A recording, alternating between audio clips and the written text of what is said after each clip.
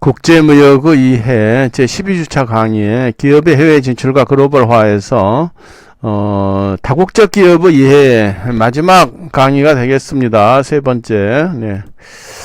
자, 다국적 기업이란 게 뭐냐? 영어로는 멀티내셔널 코퍼레이션이라고 합니다. 그러니까 국적이 여러 군데 있다 그런 뜻이죠. 무슨 말이냐면은 이제 아까 그 해외 직접 투자라는 걸 조금 언급을 했었습니다만은 이 글로벌 경영을 하려면은 어차피 기업이 그 현지 법인을 여러 군데 세워야 되잖아요. 그러니까 처음에는 연락사무소나 지사식으로 이렇게 하겠지만은 일정 이제 현지에 더 완벽하게 정착을 하려면은 그 나라에 투자를 해서 현지 법인을 만들어야 되잖아요. 그럼 현지 법인이란 건 앞에서도 얘기했지만 그 대한민국의 기업이 아니고 면밀하게 얘기해서 그 현지의 기업입니다. 그 나라의 기업이에요. 그러니까는 그 회사의 지분은 그 우리 한국 기업이 가지고 있다 해도 그 살고 있는 그 나라는 그 기업이 모든 등록이나 법적인 그런 행위는 다 그 나라에서 이루어지는 것이죠. 예를 들어서 이런 거와 비슷하겠습니다. 한국 사람이 외국의 시민권을 다른 나라의 시민권을 받아서 그 나라 사람이 되어 있는 것이나 마찬가지죠. 그게 이제 그런 것을 그런 현지 법인을 여러 군데 여러 나라에 이제 이렇게 가지고 있는 그런 기업을 다국적 기업이라고 하죠. 문어발식으로 이렇게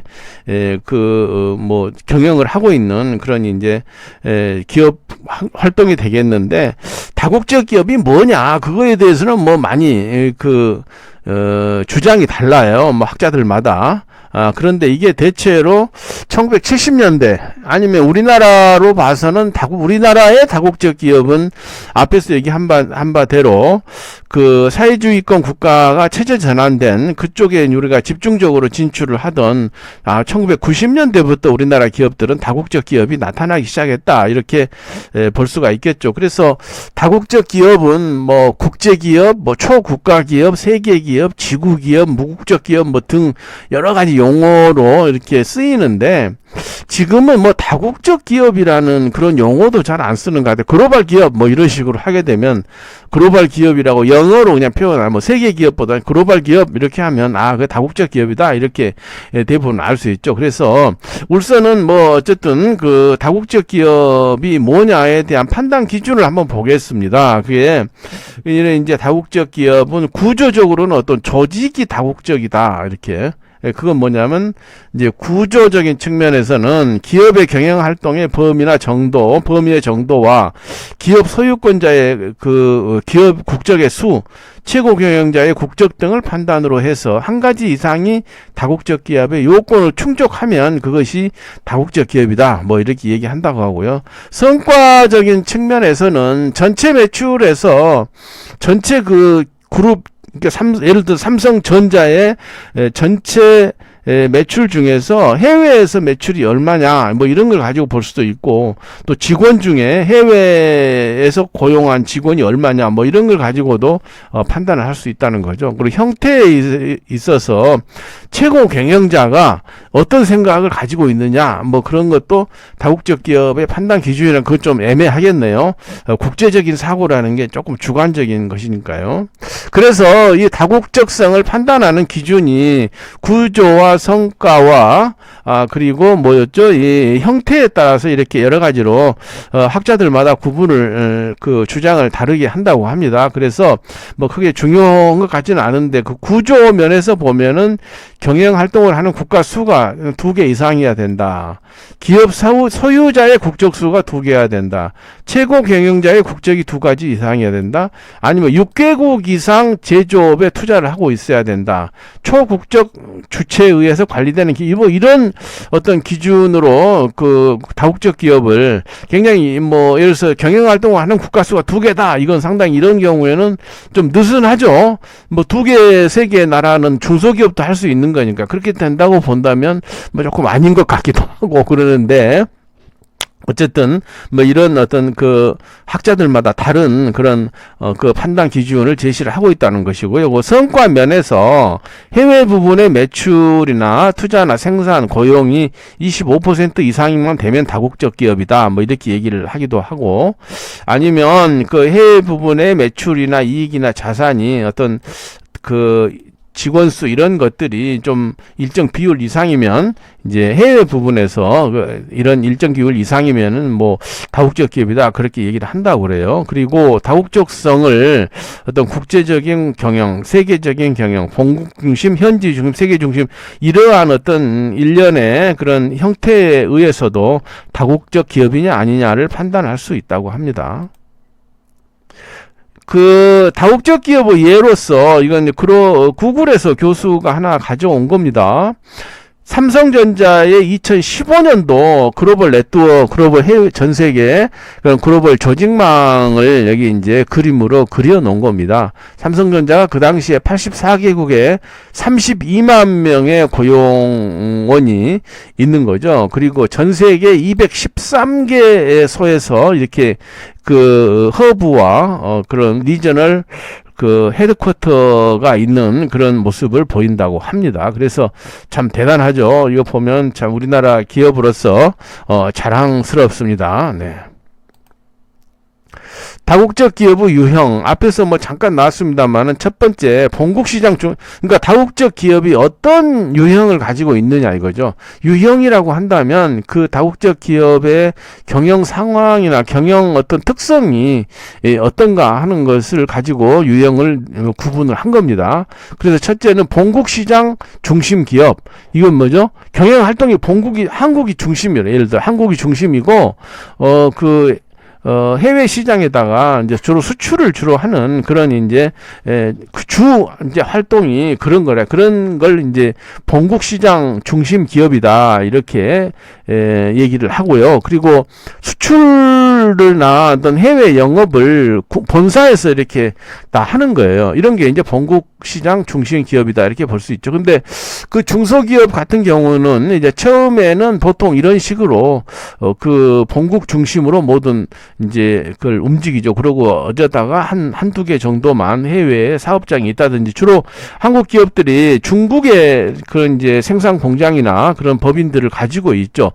그러면은 이제 그것도 다 다국적 기업이냐 이렇게 좀 얘기하기는 뭐 합니다만은 어쨌든 그 엄밀하게 얘기해서 본다면 중국에 한 군데만 그 공장을 가지고 있더라도 이제 뭐 다국적 기업이다 이렇게 볼 수 있는데 그런 경우에는 사실은 경영의 어떤 컨트롤 타워가 다 한국에 집중돼 있고 하기 때문에 그런 기업은 이제 본국 시장 중심 기업이다 이렇게 얘기할 수 있겠습니다. 두 번째, 현지 시장 중심 기업. 네.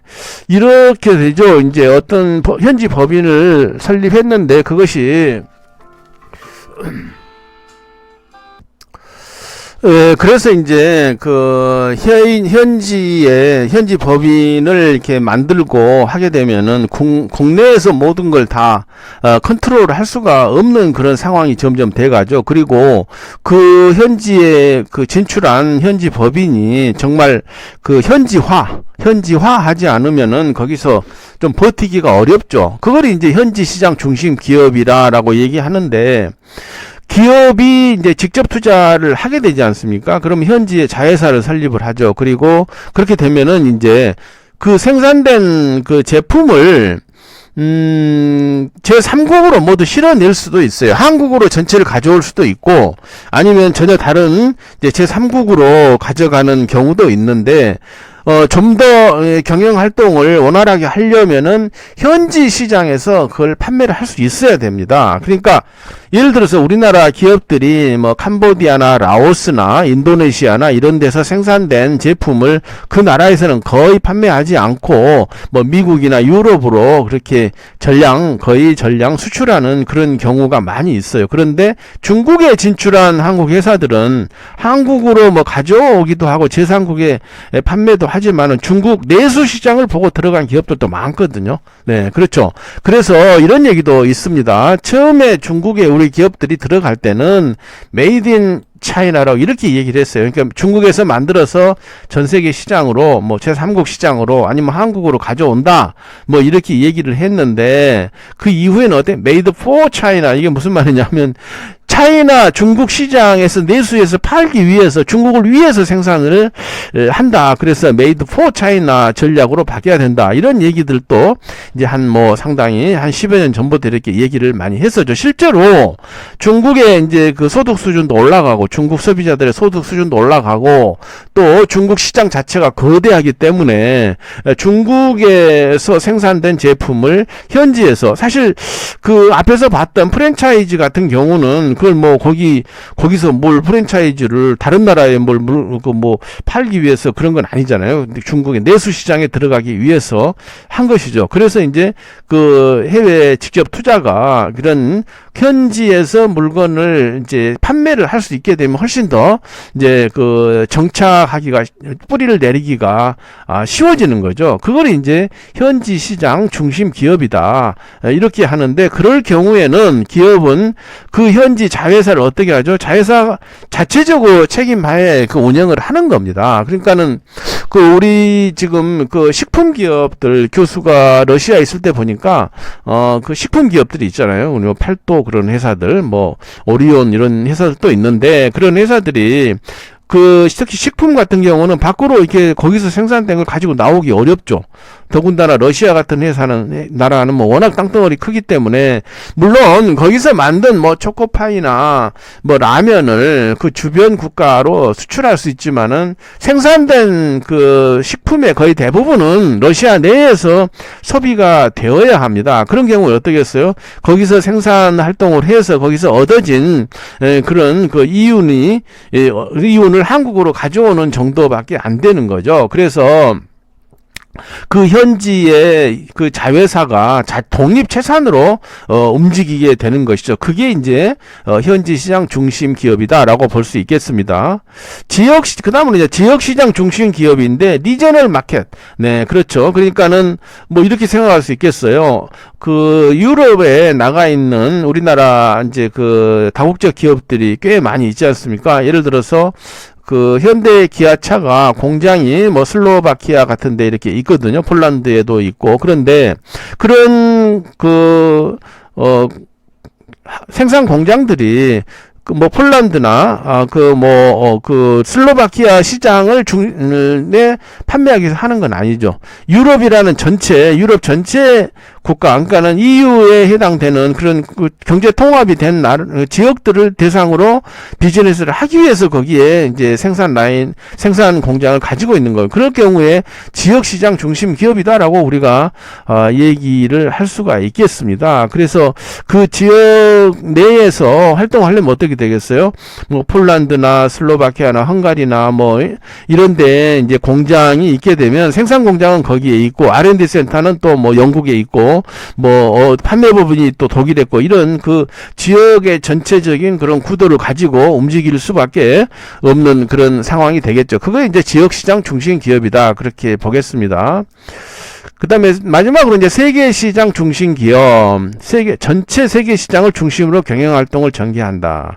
이건 이제 본국과 해외 시장을 구분을 안 하죠. 그리고 세계적 관점에서 사고를 하기 때문에 기업 활동을 수행하기에 최적의 국가를 선택해서 경영 활동을 배치한다. 그랬습니다.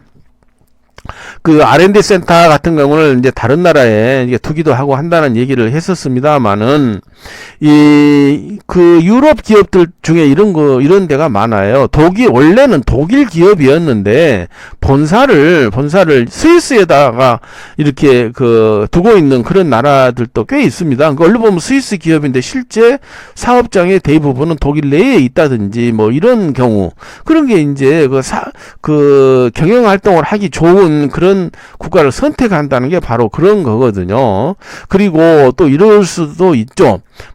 그 텍스 헤븐 지역에 조세 해피 지역에다가 본사를 두고 활동은 그 다른 나라에서 한다든지 뭐 이런 것도 세계 시장 중심 기업의 형태라고 볼 수 있겠죠. 그래서 이게 세계 시장 중심 기업은 그 여러 나라에 이제 자회사들을 두면서 이걸 이제 관리를 하고 조직 구조 자체도 세계에도 어떤 네트워크 구조로 돼 있는 거예요. 그래서 생산, 마케팅, 물류 같은 것들이 전 세계에 거쳐 앞에서 이제 삼성전자 봤지 않습니까? 그런 식으로 이제 그 경영 활동이 이루어지는 그런 기업을 세계 시장 중심 기업이다라고 볼 수 있겠습니다.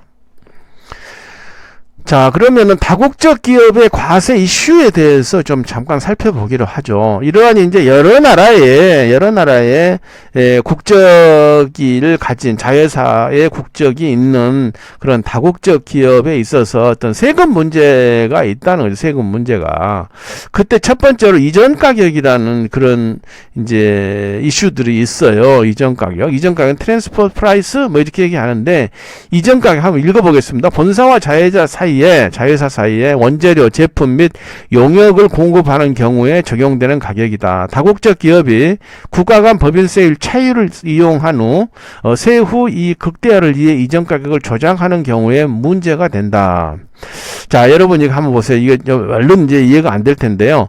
본사가 얘기했어요. 본사가 굉장히 이제 그 뭐 법인세율이 높은 뭐 그 독일에 있다고 한번 해보죠. 독일에 있다. 그러면은 어떻게 되느냐? 독일에서는 법인세를 엄청나게 많이 내야 되죠. 이익을 많이 내면 그만큼 그 법인세를 많이 내야 되지 않습니까? 뭐 20에서 30% 내야 되는데, 그 법인세를 덜 내기 위해서 어떻게 하느냐? 그 법인세율이 굉장히 낮은 나라로 이게 자회사를 만든다 이거죠. 그래가지고 이 나라에 자회사를 만들어서 거기에 뭐 공장 등을 만들어서 이제 어떻게 하냐면은 그 대신에 지적재산권을 여기다 싸게 줘. 지적재산권이 뭐겠어요? 기술 이런 거 아니겠습니까? 그래서 거기다가 그 법인세율이 낮은 데다가 거기다가 현지 법인, 생산법인을 설립해가지고 거기서 자기 본사에서 기술을 준다 이거죠. 그래서 여기서 어떤 원재료를, 부품이나 이런 걸 생산해서 가져올 때 어떻게 하냐면 정상적인 가격이 100원인데 실제 얼마에 사오냐? 150원에 사오는 거예요. 그러면 어떻게 되죠?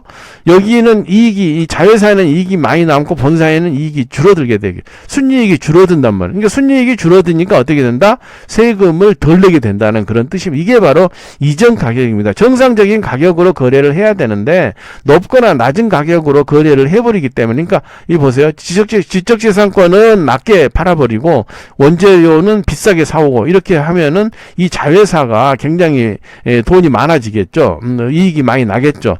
그 대신에 세율이 낮기 때문에 이 전체적으로 보면은 이 다국적 기업의 그 이익이 굉장히 더 높아진다. 그렇게 얘기될 수 있겠습니다. 그 다음에 그냥 구글세라는 것도 지금 문제가 되죠. 이 구글세라면 이제 물리적인 어떤 이제 생산 공장이나 이런 게 아니고 IT 기업들이 잘 보이지 않는 그런 이제 디지털 서비스를 판매한다고 생각을 한번 해보자 이거죠. 이럴 경우에 간단한 서버 하나가 어디에 있느냐에 따라서 회사가 여기에도 있고 저기에도 있고 있을 수가 있다는 얘기죠. 그래서 여러 나라의 그런, 자회사를 설립을 하고 해가지고, 전혀 실제로, 그 나라에서 돈이 벌리고 있는 그 나라에서는 거의 세금을 안 낸다든지, 전혀 안 낸다든지 하는 경우, 그게 바로 이제 구글세 이렇게 표현을 하는데, 그래서 이제 유럽연합에서는 이런 그 디지털 서비스를 하는 회사의 매출에 뭐 얼마를 세금으로 걷겠다 이런 논의를 하고 있다는 거죠. 그래서 이 구글세에 대해서는 지금 각국이 지금 논란이 계속되고 있는데, 사실은 뭐 이 구글세가 도입되면 우리 한국 기업들도 영향을 받을 수가 있어요. 왜냐하면 우리나라 기업들도 많은 그 IT 기업들로서 뭐 삼성전자, LG전자 다 마찬가지죠. 그런 다국적 기업들이 많이 있기 때문에 뭐 우리나라에 어떤 구글이나 누가 와서 뭐 돈만 벌어간다 이런 걸 할 얘기가 아니고 우리나라 기업들도 그거에 영향을 받게 된다라는 것이죠. 이런 이제 그 구글세 같은 그런 세금 이슈가 있다는 것도 생각을 해주기 바랍니다.